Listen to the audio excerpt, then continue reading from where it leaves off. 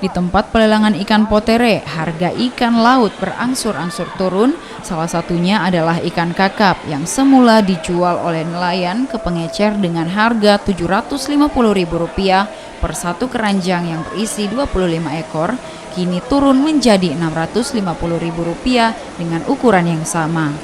Harga ikan lain seperti cakalang dan baronang juga terpantau turun. Turunnya harga ikan disebabkan banyak nelayan yang mulai aktif melaut pasca cuaca buruk yang terjadi di awal Januari lalu. Sebelumnya, hujan deras dan badai menerjang wilayah Sulsel yang mengakibatkan gelombang laut cukup tinggi, membuat sebagian nelayan enggan untuk berlayar dan berdampak pada melonjaknya harga ikan laut. Tonton koli Bukan layang. Padre como del